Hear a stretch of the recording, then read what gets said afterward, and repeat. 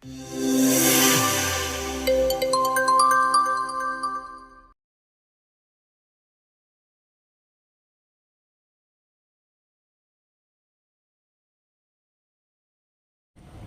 അടുത്തൊരു ചോദ്യത്തിലേക്ക് പോവാം. ചോദ്യം വായിക്കാം. ഒരു സംഖ്യയുടെ 10% 40 ആയാൽ ആ സംഖ്യയുടെ 25% എത്ര? ഒരു സംഖ്യയുടെ 10% 40 ആയാൽ ആ സംഖ്യയുടെ 25% എത്ര? ഇതാണ് ചോദ്യം. നമ്മളിതുപോലത്തെ ക്വസ്റ്റ്യൻസ് ഒരുപാട് മുന്നേ പഠിച്ചിട്ടുണ്ട്. എന്താ, ഒരു സംഖ്യയുടെ എത്ര ശതമാനം 10% 100 ആയാൽ സംഖ്യ ഏത്?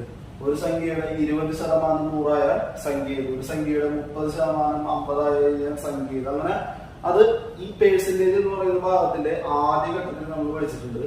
അതിന്റെ തന്നെ വേറൊരു മോഡൽ ക്വസ്റ്റ്യൻ ആണ്. ഇത് നമുക്ക് ആദ്യം സാധാരണ രീതിയിൽ ചെയ്യുന്നത് എങ്ങനെയാണെന്ന് നമുക്ക് നോക്കാം.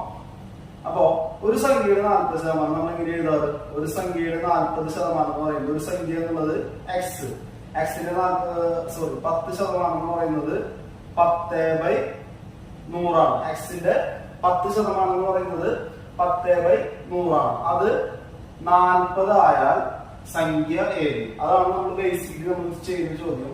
ഇവിടെ ഒരു ക്വസ്റ്റ്യൻ കൂടി കൂടുതലുണ്ട്. ആ സംഖ്യയുടെ 25% എത്ര? നമ്മൾ ചെയ്യാൻ പോവാണ്. ഇത് എന്താ ചെയ്യുക? ബൈ 100 ഇപ്പുറത്തേക്ക് വരുമ്പോ ഇൻറ്റു 100 ആവും. ഇൻറ്റു 100. അപ്പൊ ഇവിടെ എന്ത് വരും? 40 ഇൻറ്റു 100 ബൈ 10 വരും. ഇൻറ്റു 10 ഇപ്പുറത്തേക്ക് വരുമ്പോ ബൈ 10. ഇതിന്റെ ആൻസർ വരുന്നത് എന്താ? 400. ഇതിന്റെ ആൻസർ വരുന്നത് 400 ആണ്. ഈ എക്സ് ചെയ്യണമെന്നുള്ള നിർബന്ധമൊന്നുമില്ല. അങ്ങനെ ചെയ്യാം നമുക്ക്. 10% 40 ആയാൽ അപ്പോ ആ സംഖ്യ എന്ന് പറയുന്നത് 40 ഇൻറ്റു 100/10 ആണ്. അതിന്റെ ആൻസർ 400. ഓക്കെ. അപ്പൊ ഈ എക്സ് എന്നുള്ള രീതിയിൽ തന്നെ ചെയ്യുന്നില്ല. എപ്പോഴും നമ്മൾ എളുപ്പമുള്ള മെത്തേഡ് നമ്മൾ ചെയ്യാം. അപ്പോ സംഖ്യ നമുക്ക് എത്രയെന്ന് കിട്ടി? സംഖ്യ 400 ആണെന്ന് കിട്ടി. ഇനി ആ സംഖ്യയുടെ 25% എത്ര? ആ സംഖ്യയുടെ 25% എത്ര? 25% എന്ന് പറയുമ്പോൾ 400ന്റെ ആ സംഖ്യ എന്ന് പറയുന്നത് 400 ആണ്. 400ന്റെ 25% എന്ന് പറഞ്ഞു കഴിഞ്ഞാൽ പെർസെന്റേജ് എന്ന് പറഞ്ഞു കഴിഞ്ഞാൽ എന്താണ്? ബൈ 100 ആണ്. 400 × 25/100. അപ്പൊ ഈ 2 0 ക്യാൻസൽ ആയി പോയി. 25 × 4 എന്ന് പറയുമ്പോൾ 100 ആണ് എന്ത് നമ്മുടെ ആൻസർ വരുന്നത്. ആൻസർ വരുന്നത് എന്താ? 100 ആണ്. അപ്പൊ ആൻസർ 100 ആണ്. ഓക്കെ. ഇതാണ് നമ്മൾ നോർമലി സാധാരണ രീതിയിൽ നമ്മൾ ചെയ്യുന്ന ഒരു രീതി എന്ന് പറയുന്നത്. ഇതില് ഒരു സംഖ്യയുടെ 10% 40 എങ്കിൽ അതേ സംഖ്യയുടെ 25% എത്ര? ആദ്യം നമ്മൾ സംഖ്യ കണ്ടുപിടിക്കുന്നു, ശേഷം ചെയ്യുന്നു. ആ കണ്ടുപിടിച്ച സംഖ്യയുടെ 25% നമുക്ക് ആൻസർ കിട്ടും. ഇത് ചെയ്യാനായിട്ട് നമുക്കൊരു എളുപ്പ വഴി കൂടി ഉണ്ട്. അതായത് ഈ മോഡൽ ഒരു സംഖ്യയുടെ ഇത്ര ശതമാനം ഒരു നമ്പർ എന്ന് പറഞ്ഞിട്ട് അതേ സംഖ്യയുടെ വേറൊരു ശതമാനം കാണാൻ പറഞ്ഞു കഴിഞ്ഞാൽ വേറെ രീതി ചെയ്യാം നമുക്ക്. അതായത് ഒരു സംഖ്യ നമുക്കറിയില്ല, ഞാനത് ക്വസ്റ്റ്യൻ മാർക്ക് ഇട്ടു. ഒരു സംഖ്യയുടെ 10% എന്ത്? 40. ഇതാണ് ക്വസ്റ്റ്യൻ പറഞ്ഞിരിക്കുന്നത് അല്ലെ. ഒരു സംഖ്യയുടെ 10% 40ഉം അതേ സംഖ്യയുടെ, ഞാൻ വീണ്ടും വേറിട്ടു, അതേ സംഖ്യയുടെ 25% നമ്മളെടുത്ത് കണ്ടുപിടിക്കാനാണ് പറഞ്ഞിട്ടുള്ളത്. ഒരു സംഖ്യയുടെ 10% 40, അതേ സംഖ്യയുടെ 25% എത്രയാണെന്നുള്ളത് കണ്ടുപിടിക്കണം. ഇത് എളുപ്പം ഇത് ആദ്യത്തെ ശതമാനം ഏതാ? 10. ഫസ്റ്റത്തെ പെർസെന്റേജ് നമുക്ക് തോന്നുന്നത് 10. രണ്ടാമത്തെ പെർസെന്റേജ് തോന്നുന്നത് 25 ആണ്. ഫസ്റ്റത്തെ നമ്പർ എന്ന് പറയുന്നത് 40ഉം രണ്ടാമത്തെ എന്താണ് നമുക്കറിയില്ല, അത് കണ്ടുപിടിക്കണം.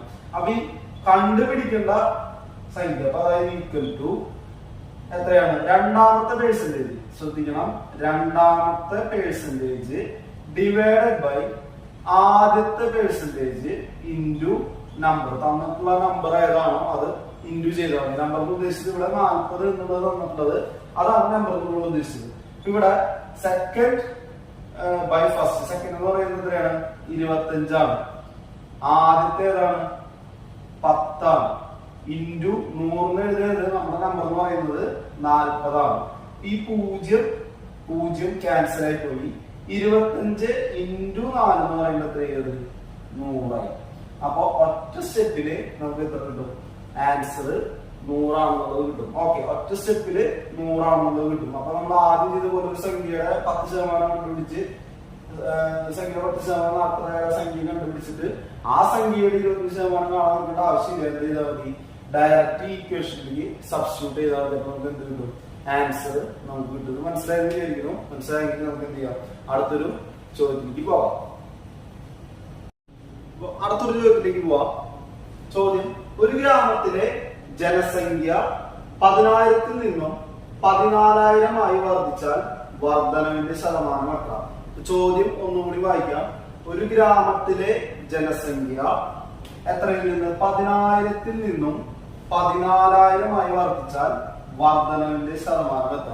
അപ്പൊ ഇതില് എന്താ നമുക്ക് കാണേണ്ടത് വർധനവിന്റെ പേഴ്സൻറ്റേജ്, എത്ര പേഴ്സൻറ്റേജ് ആണ് കൂടി എന്നുള്ളതാണ് നമുക്ക് എന്ത് ചെയ്യുന്നത്, കാണുന്നത്.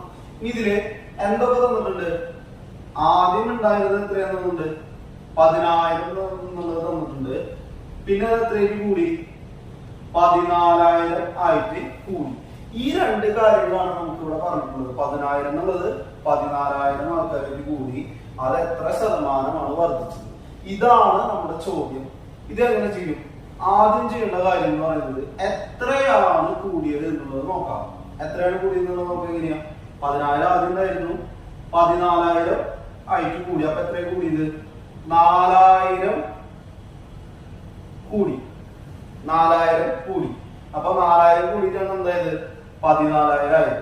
ഇനി രണ്ടാമത് നോക്കണം. ഒന്നാമത് നമ്മൾ നോക്കി, രണ്ടാമത് നോക്കേണ്ടത് എത്രയാണ് ആദ്യം ഉണ്ടായിരുന്നത്. എത്രയാണ് ആദ്യം ഉണ്ടായിരുന്നത്? 14,000. ഓക്കെ, ഈ രണ്ട് കാര്യങ്ങൾ നമ്മൾ ഐഡന്റിഫൈ ചെയ്ത് കഴിഞ്ഞാൽ നമുക്ക് ഇതിന്റെ ഉത്തരം കിട്ടി. എങ്ങനെയാ? അതായത് ഇതിന്റെ വർധനവിന്റെ ശതമാനം എപ്പോഴും കണ്ടുപിടിക്കാനായിട്ട് എത്ര കൂടിയത്, 4,000 ഡിവൈഡഡ് ബൈ ആദ്യം ഉണ്ടായിരുന്നത് എത്രയാ, 10,000 ആണ് ആദ്യം ഉണ്ടായിരുന്നത്. അപ്പൊ ബൈ 10,000 ഇൻറ്റു 100 ചെയ്ത് കഴിഞ്ഞാൽ എന്തായി, നമുക്ക് ഇതിന്റെ ആൻസർ. ഇത് 4,000 ബൈ 10,000 ഇൻറ്റു 100 എന്ത് വരും, 0. 2 പൂജ്യങ്ങളും ക്യാൻസൽ ആയി പോയി, ഈ 2 പൂജ്യങ്ങളും ക്യാൻസൽ ആയി പോയി. ആൻസർ വരുന്നത് എത്രയാ, 40% ഇത് നമ്മുടെ ആൻസർ എന്ന് പറയുന്നത്. ഓക്കെ അല്ലേ? അപ്പൊ ഇത് ഇത്രയുള്ള ചോദ്യം. ഒരു നമ്പറിൽ നിന്ന് ഇത്രയായിട്ട് കൂടി, 10,000 14,000 കൂടി എങ്കിൽ വർധനവിന്റെ ശതമാനമാണ് ചോദിച്ചിരിക്കുന്നത്. വേറെ ഒന്നുമില്ല, നമ്മൾ ശതമാനമാണ് ചോദിച്ചിരിക്കുന്നത്. അപ്പൊ ഇവിടെ വേറെ രീതിയിൽ ചോദിക്കാം. അങ്ങനെ ചോദിക്കാം, ഇപ്പൊ ഒരു ചതുരത്തിന്റെ നീളം 400-ൽ നിന്നും 500 കൂടിയതിന്റെ ശതമാനം എത്ര? ഇപ്പൊ ഒരു ക്ലാസ്സിലെ എണ്ണം 40-ൽ നിന്നും 50 കൂടി കഴിഞ്ഞാൽ ആ വർധനവിന്റെ ശതമാനം എത്ര? അങ്ങനെ ഏത് രീതിയിൽ ചോദിച്ചാലും നമുക്ക് എന്ത് ചെയ്താൽ മതി, ആദ്യം ചെയ്യേണ്ടത് എത്രയാണ് കൂടിയത് എന്നുള്ളത് കണ്ടുപിടിക്കുക. രണ്ടാമതോ ഏതാണ് ആദ്യം പറഞ്ഞിരിക്കുന്ന സംഖ്യ എന്നുള്ളത് കണ്ടുപിടിക്കുക. അത് ഓൾറെഡി നമ്മൾ നോക്കിയാൽ മതി, ക്വസ്റ്റ്യൻ ഉണ്ടാവും. അപ്പൊ ആ രണ്ട് കാര്യങ്ങൾ നമ്മൾ ചെയ്യേണ്ടത് വർധനവ് ബൈ ആദ്യം തന്നിട്ടുള്ള നമ്പർ, എത്രയിൽ നിന്ന് എത്രയിലേക്കാണോ കൂടിയിട്ടുള്ളത് അതിൽ ആദ്യത്തെ നമ്പർ ഇൻറ്റു 100 ചെയ്ത് കഴിഞ്ഞാൽ നമുക്ക് എന്ത് കിട്ടും, ആൻസർ നമുക്ക് കിട്ടും.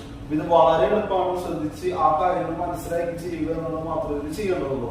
ഓക്കെ, അപ്പൊ നമ്മള് ഇപ്പൊ തന്നെ ചെയ്ത പോലത്തെ ഒരു പ്രോബ്ലം തന്നെയാണ് നമ്മൾ ചെയ്യാൻ പോകുന്നത്. നേരത്തെ നമ്മൾ ചെയ്തതായിരുന്നു, ഒരു ജനസംഖ്യ ഇത്ര എണ്ണത്തിൽ നിന്നും ഇത്ര എണ്ണമായിട്ട് കൂടിയതിന്റെ വർധനവിന്റെ ശതമാനം. ഇപ്പൊ ഒരു ചോദ്യം ഇരിക്കുകയാണ്, 1000-ൽ നിന്ന് 2,000 ആയിട്ട് സംഖ്യ കൂടി കഴിഞ്ഞു കഴിഞ്ഞാൽ അതിന്റെ വർധനവിന്റെ ശതമാനം എത്ര? രണ്ടാമത്തെ ചോദ്യം എന്ന് പറയുന്നത് 100-ൽ നിന്ന് 200 കൂടിയാൽ വർധനവിന്റെ ശതമാനം കണ്ടുപിടിക്കുക. നിങ്ങൾക്ക് കണ്ടുപിടിക്കാവുന്ന എങ്ങനെയാ? ഫസ്റ്റ് കണ്ടുപിടിക്കേണ്ടത് 1000-ൽ നിന്ന് 2,000 ആയിട്ട് കൂടിയപ്പോ വർധനവ് എത്ര? വർധനവ് എത്രയാ? 2,000-ൽ നിന്ന് 1000 കുറയ്ക്കുമ്പോൾ നമുക്ക് 1000 കിട്ടും.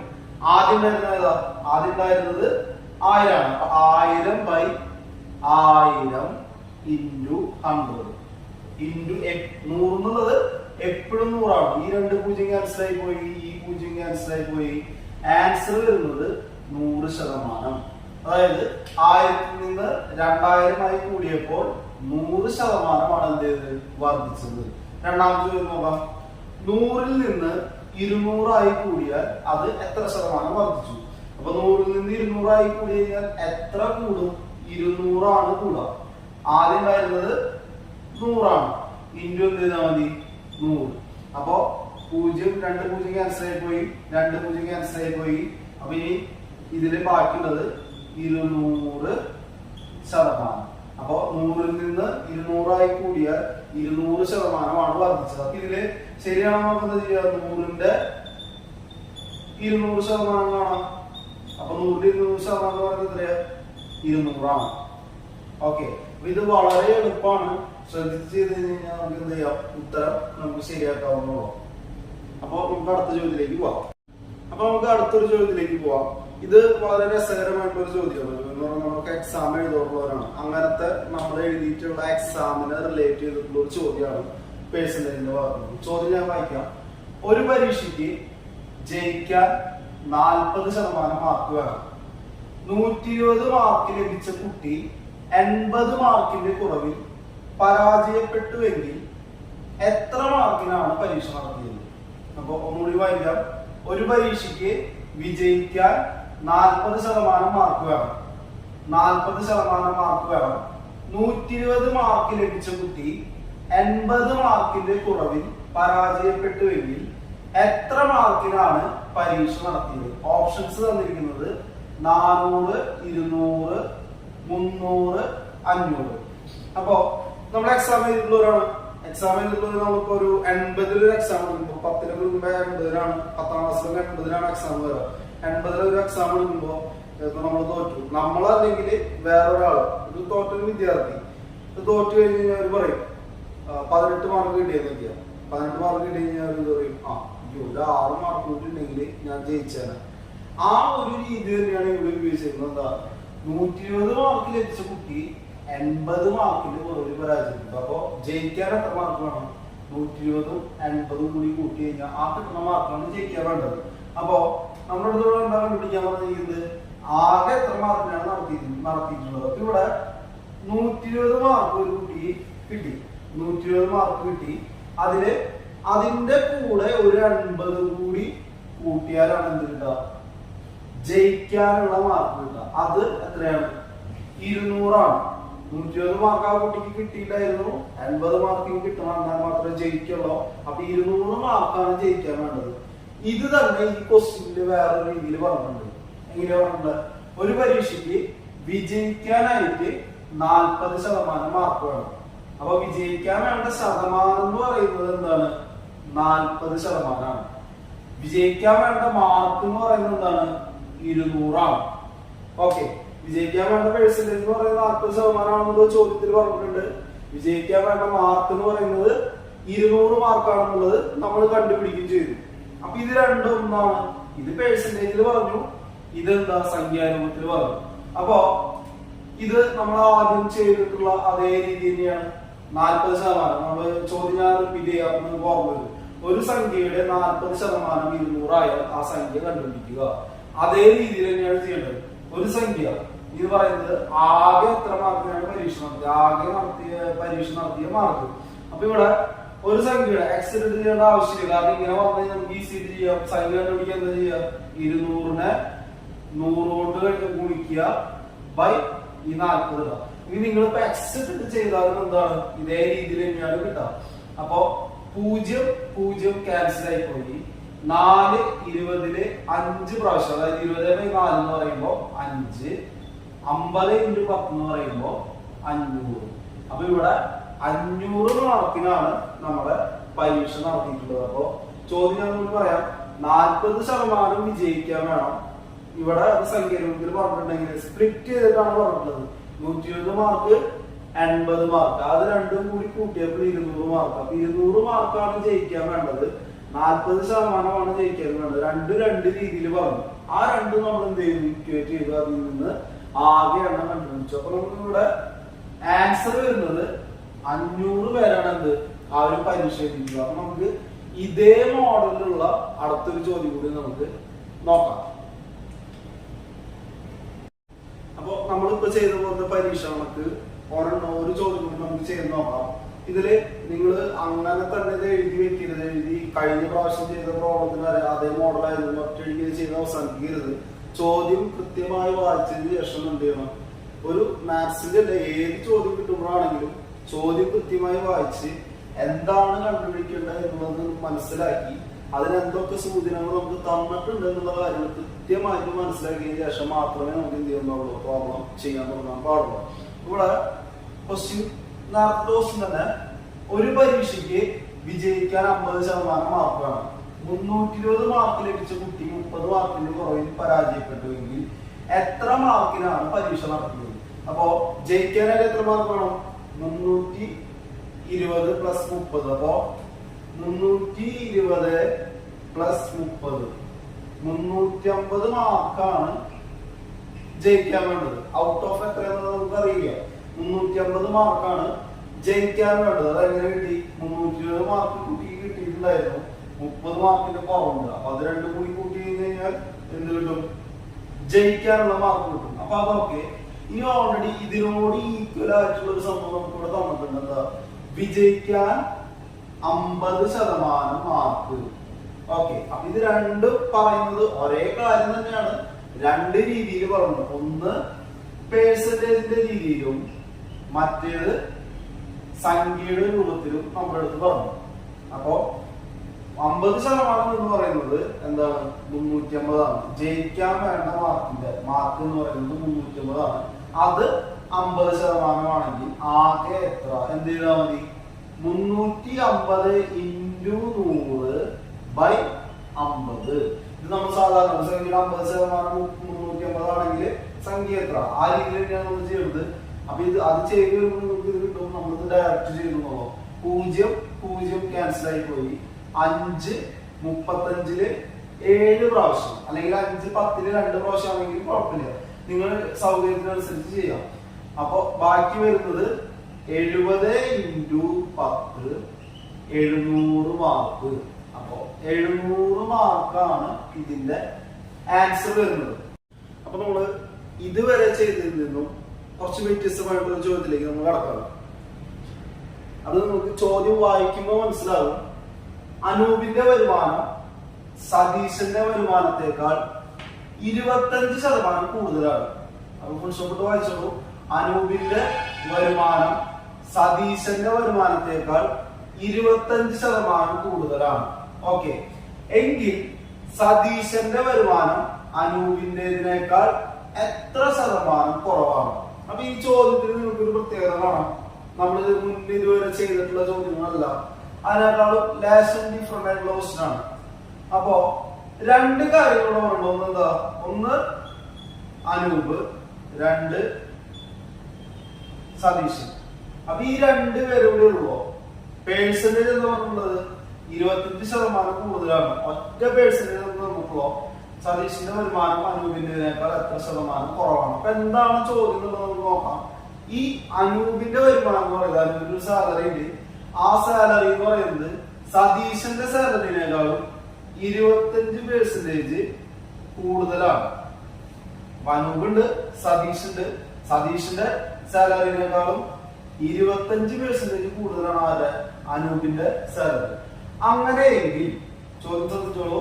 അങ്ങനെയെങ്കിൽ അനൂപിന്റേതിനേക്കാൾ എത്ര ശതമാനം കുറവ് ആണ് സതീഷിന്റെ വരുമാനം? ഇതാണ് ചോദ്യം. ഈ ടൈപ്പ് ചോദ്യം ഒരുപാട് എക്സാംസിന് ചോദിക്കാറുള്ളതാണ്. ഇവിടെ അനൂപിന്റെ ഇവിടെ പേരുകളാണ് നമുക്ക് ഒരു സംഖ്യ രൂപത്തിൽ എടുക്കുകയാണെങ്കിൽ ഒരു സംഖ്യയേക്കാളും ഇത്ര പെർസെന്റേജ് ആണ് അടുത്തൊരു സംഖ്യ, എങ്കിൽ അടുത്തൊരു സംഖ്യയേക്കാൾ എത്ര പെർസെന്റേജ് കുറവായിരിക്കും ഈ ഒരു സംഖ്യ എന്നുള്ള രീതിയിൽ പല രീതിയിൽ ചോദിക്കുക. ഇതിന്റെ ഒക്കെ പ്രത്യേകത രണ്ടെണ്ണം ഉണ്ടാവുള്ളൂ, ഒറ്റ പെർസെന്റേജ് ഉണ്ടാവുള്ളൂ. ചോദ്യം നമുക്ക് മനസ്സിലാവും വേണം. ഇവിടെ ആദ്യം പറഞ്ഞിരിക്കുന്നത് എന്താ? 25% കൂടുതലാണ്. എന്താണ് നമുക്ക് കണ്ടുപിടിക്കുന്നത്? എത്ര ശതമാനം കുറവാണെന്നുള്ളതാണ് എന്ത് നമുക്ക് കണ്ടുപിടിക്കേണ്ടത്. ഇതിന് വേറെ ഒന്നും ചെയ്യേണ്ട ആവശ്യമില്ല. ഒറ്റ കാര്യം നോക്കി വേണ്ടി നമ്മുടെ പേഴ്സന്റേജ് നമ്മൾ കീഴെടുത്തു. Percentage by 100 plus P into 100% ആയിരിക്കും. ഓക്കെ, ഒന്ന് കൂടുതലും മറ്റേതിന്റെ കുറവും കണ്ടുപിടിക്കുക. ഇത് ശ്രദ്ധിക്കണം. ഇതേ മോഡലിൽ തന്നെ വേറൊരു ചോദ്യം കൂടി വരുന്നുണ്ട്. അതിൽ ചെറിയ ഡിഫറൻസ് ഇല്ലേ, അത് ചെയ്യുമ്പോൾ നമുക്ക് കൺഫ്യൂഷൻ വരില്ല. അപ്പൊ ഇത് നന്നായിട്ട് ശ്രദ്ധിക്കണം. ഇവിടെ പറഞ്ഞിരിക്കുന്ന അനൂപിന്റെ വരുമാനം സതീശന്റെ വരുമാനത്തേക്കാൾ 25% കൂടുതലാണ്. ഈ മോഡൽ ചോദിക്കുന്ന വേറെ രീതിയിൽ ചോദിക്കാം. അനൂപിന്റെ വരുമാനം സതീശന്റെ വരുമാനത്തേക്കാൾ 25% കുറവാണ്. അതിന് വേറെ ഇക്വേഷൻ ആണ്. വേറെ ഇവിടെ പ്ലസ് കൊടുത്തിട്ടുണ്ടാവും, മൈനസ് ആവും. ഇത് നമുക്ക് ചെയ്ത് നോക്കാം. പി എന്ന് പറയുന്നത് എന്താ? നമ്മുടെ പി എന്ന് പറയുന്നത് പേഴ്സൻറ്റേജ് ആണ്. ഇവിടുത്തെ എത്രയാ? 25% കൂടുതൽ. 25% കൂടുതൽ. കൂടുതൽ എന്ന് പറയുമ്പോൾ എന്താ? പ്ലസ് ആണ് യൂസ് ചെയ്യുന്നത്. കുറവ് കണ്ടുപിടിക്കണമെങ്കിൽ പ്ലസ് യൂസ് ചെയ്യണം. അപ്പൊ ഇവിടെ ചെയ്യേണ്ടത് എത്രയുള്ളൂ? 25 പേഴ്സൻറ്റേജ് എഴുതേണ്ട ആവശ്യമില്ല. 100 അവിടെ അങ്ങനെ തന്നെ ഉള്ള ആളാണ്. പ്ലസ് 25 ഇൻറ്റു 100 ചെയ്ത് കഴിഞ്ഞാൽ നമ്മുടെ ആൻസർ കിട്ടും. ഇവിടെ ചെയ്ത് നോക്കാം. 25/100 പ്ലസ് 25 എന്ന് പറയുമ്പോൾ എത്രയാ? 125 ഇൻറ്റു 100. ഇത് നിങ്ങൾക്ക് എന്ത് ചെയ്യാം? ഗുണിച്ച് ചെയ്ത് നോക്കാം. അതൊക്കെ എളുപ്പത്തില് ഇത് കണ്ടാൽ 25 125 രണ്ടു പേര് പോകുന്നതാണ്, 5-ല് പോകുന്നതാണ്. ഇനി അതല്ലെങ്കിൽ 125 25 കൊണ്ട് ഇരിക്കാം. അപ്പൊ 25 125-ല് 5 പ്രാവശ്യം ഗുണിച്ച് നോക്കാം. 125-ന് 25 ഇരിക്കുമ്പോ 5 കിട്ടും. വലിയത് 125 ആണ്. 125-ന്റെ അവിടെ നമ്മൾ എന്ത് എഴുതി? 5 എഴുതി. ഈ 100 ആയിരിക്കണം 5 എന്ന് പറയുമ്പോൾ അതിന്റെ ആൻസർ എന്ന് പറയുന്നത് 20 ആണ്. 100 ആയിരിക്കണം 5 എന്ന് പറയുന്നത് 20. അപ്പൊ നമ്മുടെ ആൻസർ എന്ന് പറയുന്നത് 20%. ആൻസർ എവിടെയാ? ഇവിടെയാണ്. ഓക്കെ, 20% കുറവ്. അനൂപിന്റെ വരുമാനം സതീശന്റെ വരുമാനത്തേക്കാൾ 25% കൂടുതലാണ്.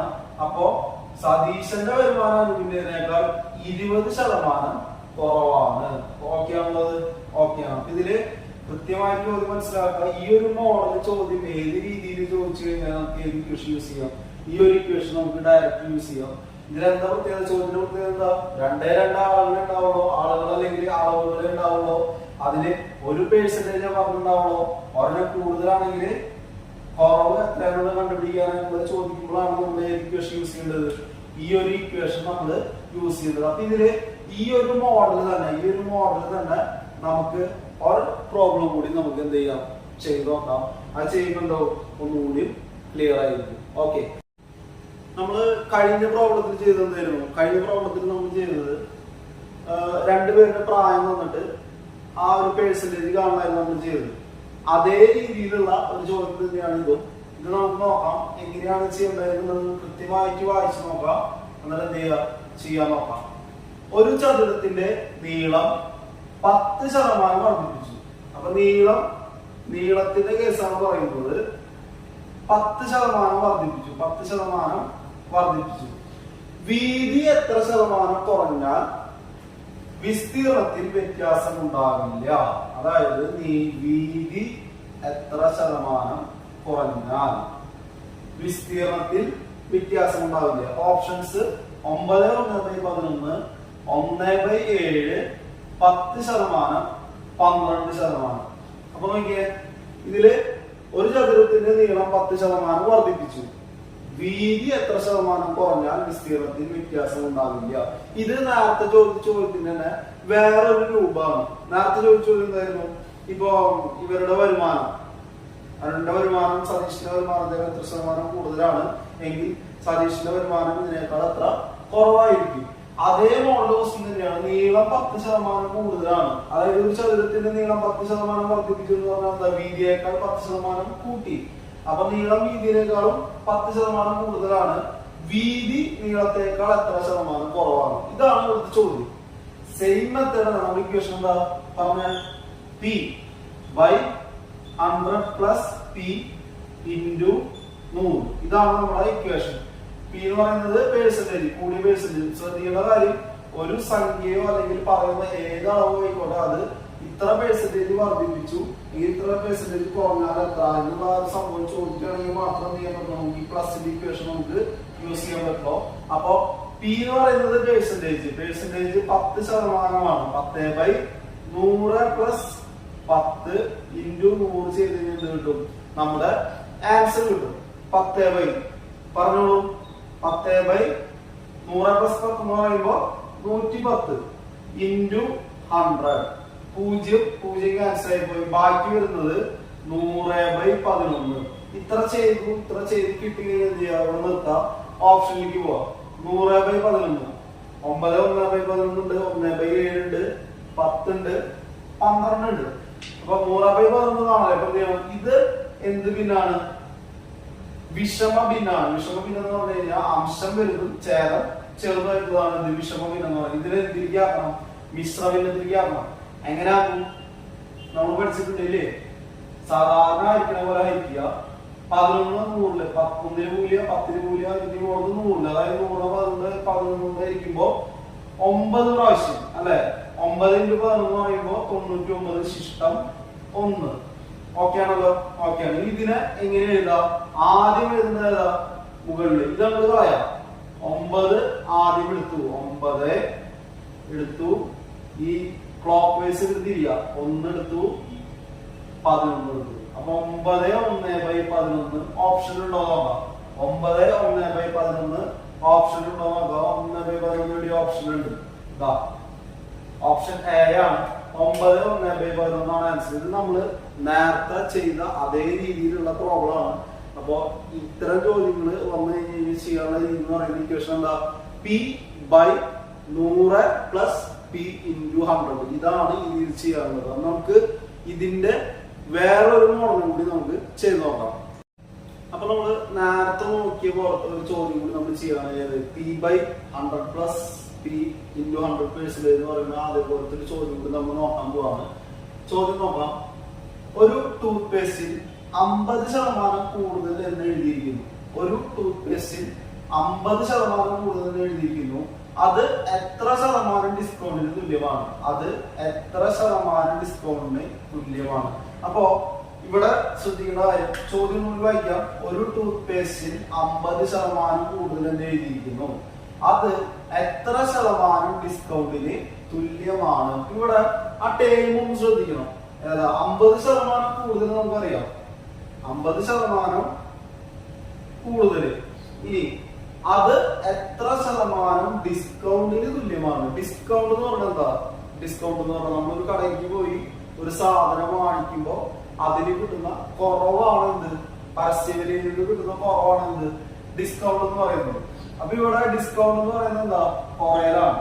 അപ്പൊ ഒരു ടൂത്ത് പേസ്റ്റിന് എന്താ ഒരു വാല്യൂ 50% കൂടുതലാണ്, അതിന് 50% കുറവ് എത്ര? കുറവിനോട് തുല്യമായത് ഇതാണ് ചോദ്യം. നമ്മൾ നേരത്തെ നോക്കിയിട്ടുള്ള അതേ ചോദ്യം തന്നെയാണ്. പ്രായത്തിൽ വരുമാനത്തിന്റെ കണക്ക് പറഞ്ഞു, ചതുരത്തിന്റെ നീളത്തിന്റെ വീതിയുടെ കണക്ക് പറഞ്ഞു. അതിനോട് ഈക്വൽ ആയിട്ടുള്ള ചോദ്യം തന്നെയാണ് എന്താ? 2 കേസ്, അതുപോലെ തന്നെ ഒരു പെർസെന്റേജ്. ഈ കാര്യങ്ങളാണ് ഇവിടെ പറഞ്ഞിട്ടുള്ളത്. അപ്പൊ എന്ത് ചെയ്യണം? P/100 + P × 100. സെയിം ഇക്വേഷൻ നമ്മൾ എന്താണോ ചെയ്തത് അതേ രീതിയിൽ തന്നെ ചെയ്യുക.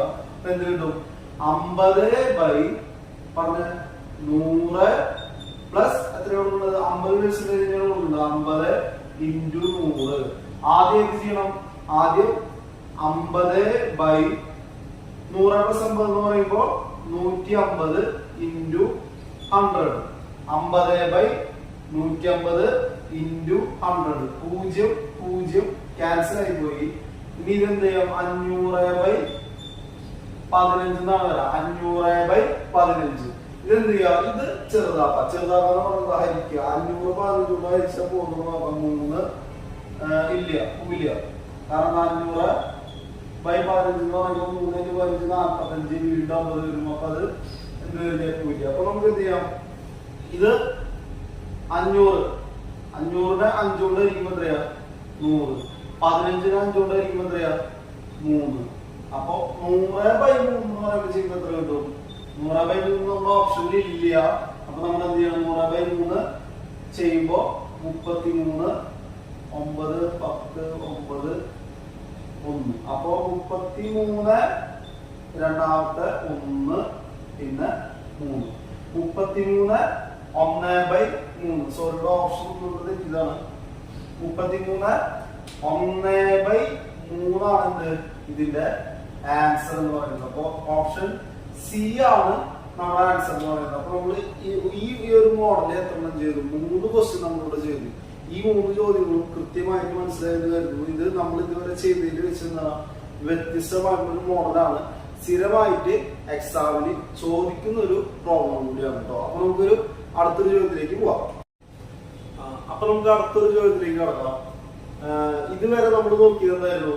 ഇതുവരെ നോക്കിയത് ഒരു വരുമാനം ഇത്ര പെർസെന്റേജ് കൂടുകയാണെങ്കിൽ എന്താണ് അതിന്റെ കുറവ് എത്രയാണ്? ഇവിടെ അത് നേരെ തിരിച്ചാണ് പറഞ്ഞത്. തിരിച്ചെന്ന് പറഞ്ഞാൽ ക്വസ്റ്റ്യൻ വായിക്കുക. എയുടെ വരുമാനം ബിയുടേതിനേക്കാൾ 25% കുറവാണ്. എയുടെ വരുമാനം ബിയുടേതിനേക്കാൾ 25% കുറവാണ് എങ്കിൽ ബിയുടെ വരുമാനം എയുടേതിനേക്കാൾ എത്ര കൂടുതലാണ്? അപ്പൊ മുന്നത്തെ ഇക്വേഷൻ എന്തായിരുന്നു? P by 100 plus P into 100 percentage എന്തായിരുന്നു? അത് കൂടുതലാണെങ്കിൽ ഇവിടെ കൂടുതലാണെങ്കിൽ എയുടെ വരുമാനം ബിയുടേതിനേക്കാൾ 25% കൂടുതലാണെങ്കിൽ കുറവ് കണ്ടുപിടിക്കാൻ പറയുകയാണെങ്കിൽ ഈ ഇക്വേഷൻ യൂസ് ചെയ്യാം. ഇവിടെ എന്താ പറഞ്ഞിട്ടത്? എയുടെ വരുമാനം ബിയുടേതിനേക്കാൾ 25% കുറവാണ്. അപ്പൊ ഇതില് ആകെ കൂടി ഒറ്റ മാറ്റം വരുത്തുന്നുള്ളൂ. P by 100 minus P into 100 percentage. Okay, difference മനസ്സിലായി? ഡിഫറൻസ് ക്ലിയർ ആയിട്ട് മനസ്സിലായി? ഡിഫറൻസ് ഇതില് ഒരെണ്ണം പ്ലസ് ആണെങ്കിൽ ഒരെണ്ണം മൈനസ് ആണ്. ആ ഒരു വ്യത്യാസം എങ്ങനെ നമ്മൾ മനസ്സിലാക്കേണ്ടത്? ഇവിടെ 25% കുറവാണെന്നാണ് പറഞ്ഞത്. മുമ്പത്തെ പ്രോബ്ലത്തിൽ എങ്ങനെയായിരുന്നു? അത് കൂടുതൽ തന്നിട്ട് കുറവ് കണ്ടുപിടിക്കലായിരുന്നു. ഇവിടെ കുറവ് തന്നിട്ട് കൂടുതലാണ് കണ്ടുപിടിക്കുന്നത്. അപ്പൊ നമുക്ക് നോക്കാം. പി എന്ന് പറയുന്നത് എന്താ? പി എന്ന് പറയുന്നത് 25% ആണ്. പി എന്ന് പറയുന്നത് 25% ആണ്. അപ്പൊ അതില് പി എന്ന് പറയുന്നത് 25 ബൈ 100 മൈനസ് പി സ്ഥാനത്ത് 25 കൊടുത്തു ഇൻറ്റു 100. ഇത് ചെയ്യുമ്പോൾ അങ്ങനെ കിട്ടും 25 ബൈ 100 മൈനസ് 25 എന്ന് പറയുന്നത് 75 ഇൻറ്റു 100. നമുക്കറിയാം 25 എത്ര പ്രാവശ്യം? 25 50 50 25 75 3 പ്രാവശ്യം. 75-നെ 25 കൊണ്ട് ഹരിക്കുമ്പോ 3 പ്രാവശ്യം. അപ്പൊ ഇവിടെ എങ്ങനെ വരും? 100/3 ആണ് വരാം. 100/3 100/3 ഓപ്ഷൻ ഉണ്ടോ നോക്കിയേ? ഇല്ല. എന്ത് ചെയ്യണം? 100/3 എന്താക്കണം? മിശ്രത്തിനാക്കണം. നമ്മൾ ഒരുപാട് പ്രാവശ്യം ചെയ്തിട്ടുള്ളതാണെങ്കിൽ 100/3 1 ഇൻറ്റു 3 സോറി 3 ഇൻറ്റു 3 9 1 0 വീണ്ടും 3 ഇൻറ്റു 3 9 1 ഇട്ടു. അപ്പൊ 33 ആദ്യം എഴുതി 1 രണ്ടാമത് എഴുതി 3 അതിന് ശേഷം എഴുതി 33 1/3 ഓപ്ഷൻ ഉണ്ട്. 33 1/3.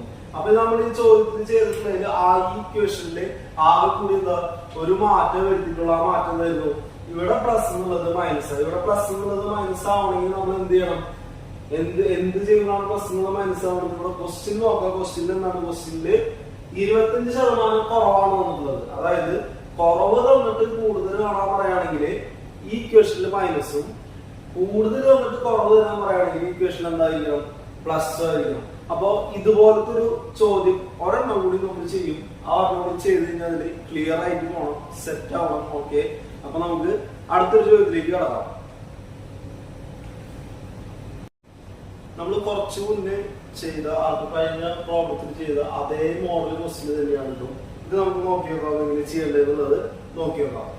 രവിയുടെ പ്രായം, ചോദ്യം വായിക്കാം.